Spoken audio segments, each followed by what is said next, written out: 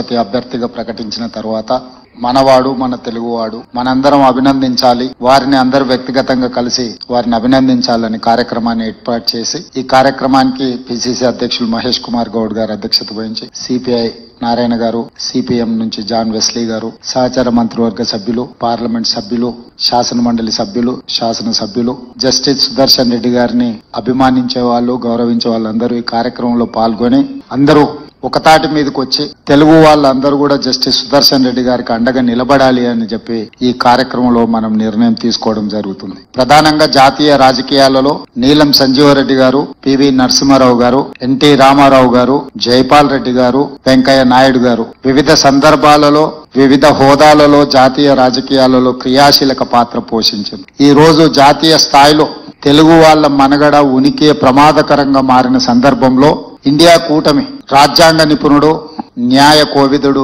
Justice Sudarshan Reddy గారిని పార్టీలకు రాజకీయాలకు అతీతంగా ఉపరాష్ట్రపతి అభ్యర్థిగా ప్రకటించడం జరిగింది.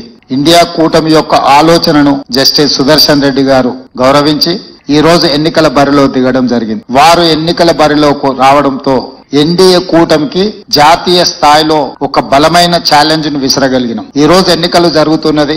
రాజ్యాంగాన్ని మార్చాలని, రిజర్వేషన్లను రద్దు చేయాలని ఎన్డీఏ కూటమి ప్రయత్నం చేస్తుంటే రాజ్యాంగాన్ని పరిరక్షించాలి, పేదలకు రిజర్వేషన్లను పెంచాలి, ప్రజాస్వామ్యాన్ని కాపాడాలి అనే కూటమి ఇంకొక వైపున ఈ ఎన్నికల బరిలో నిలబడ్డారు. మొన్న ఉపరాష్ట్రపతి గారి రాజీనామా అందరికి ఆశ్చర్యకరం. వారి రాజీనామాకు గల ఒత్తిడి, కేంద్ర ప్రభుత్వం యొక్క వైఖరి దేశ ప్రజలందరూ గమనిస్తున్నారు. ఇలాంటి సందర్భంలో ఉపరాష్ట్రపతి ఎన్నికలకు అత్యంత ప్రాధాన్యత ఏర్పడ్డది. ఈ రోజు జరుగుతున్న ఎన్నికల్లో ఒకే ఒక ఎజెండా, రాజ్యాంగాన్ని మార్చి రిజర్వేషన్లను రద్దు చేయాలనే ఎజెండాతో ఎన్డీఏ అభ్యర్థిని ముందులు పెడితే రాజ్యాంగాన్ని పరిరక్షించడమే కాదు, రిజర్వేషన్లను పెంచాలి, ప్రజాస్వామ్యాన్ని కాపాడాలి అని చెప్పి ఇండియా కూటమి ఈ రోజు జస్టిస్ సుదర్శన్ రెడ్డి గారిని ఈ ఎన్నికల బరిలో దించిండ్రు. కొంతమంది మిత్రులు కొన్ని అంశాలు ప్రస్తావిస్తున్నారు. జస్టిస్ సుదర్శన్ రెడ్డి గారు నక్సలైట్లను, జాతీయ స్థాయి నాయకత్వం మాట్లాడుతుంది, ఇక్కడ ఉన్న వాళ్ళు చిన్న చిన్న కారణాలు ఎత్తుకుతున్నారు. నేను ఒకే సూచన చేస్తున్నా, ఎన్నికలు, రాజకీయాలు, వివాదాలు మనం ఎప్పుడైనా మాట్లాడుకోవచ్చు.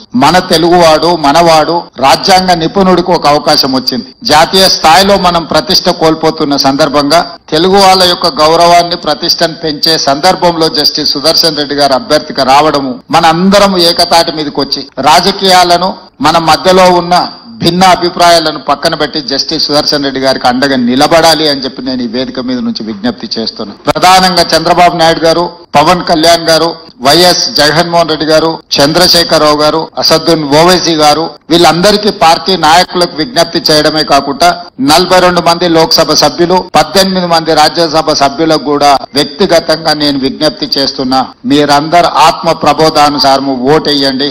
ఈ దేశంలో హిందీ భాషను అత్యధిక జనాభా మాట్లాడితే ద్వితీయ స్థానంలో తెలుగు భాష ఉన్నది. జాతీయ స్థాయిలో తెలుగు భాష 2వ స్థానంలో ఉన్నప్పుడు జాతీయ రాజకీయాలలో తెలుగు వాళ్ళ యొక్క ప్రాధాన్యత కూడా పెరగాలి. దానికి జస్టిస్ సుదర్శన్ రెడ్డి గారు ఉపరాష్ట్రపతిగా ఎన్నికైతే మన ప్రతిష్ట, మన గౌరవము ఢిల్లీ స్థాయిలో పెరుగుతుంది. కాబట్టి రాజకీయాలకు అతీతంగా ఇప్పుడు దేశంలో జరుగుతున్న పరిణామాలు, ఒకవైపు 18 సంవత్సరాల యువకులకే ఓటు హక్కు ఇచ్చిన రాజీవ్ గాంధీ ఆలోచన విధానం ఒకవైపు ఉంటే, అసలు మాకు వ్యతిరేకంగా ఓట్లు వేస్తారంటే ఆ ఓట్ల చోరీకి పాల్పడతామని ఓట్ చోరీ కార్యక్రమంతో ఎన్నికల్లో నెగ్గాలని ఇంకొక వైపు నుంచి ప్రయత్నం చేస్తున్నారు. ఇట్లాంటి కీలకమైన సందర్భంలో ఉపరాష్ట్రపతిగా పెద్దల సభను నడిపించే బాధ్యత అక్కడ కుర్చీలో కూర్చున్న వాళ్ళ మీద ఉంటుంది.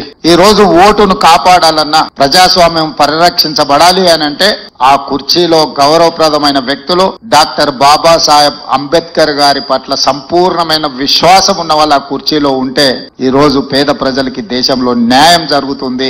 అందుకు 100% జస్టిస్ సుదర్శన్ రెడ్డి గారు సరైన వ్యక్తి. వారికి ఉన్న విశేషమైన అనుభవం, సుదీర్ఘంగా నాకు తెలిసి 53 సంవత్సరాలు వారు ఈ రాజ్యాంగం పట్ల, న్యాయం పట్ల న్యాయవాదిగా, జస్టిస్ గా, లోకాయుక్త చైర్మన్ గా వివిధ హోదాలలో వారు ఎక్కడున్నా కూడా రాజ్యాంగం యొక్క స్ఫూర్తిని తప్పకుండా వారు పనిచేసిండ్రు. ఈ రోజు వారిని గెలిపించాల్సిందిగా మీ అందరికీ వేదిక మీద నుంచి, ముఖ్యంగా తెలుగు రాష్ట్రాలలో ఉన్న రాజకీయ పార్టీల అధ్యక్షులకు, పార్టీలకు, పార్లమెంట్ సభ్యులకు నేను ప్రత్యేకంగా విజ్ఞప్తి చేస్తున్నా.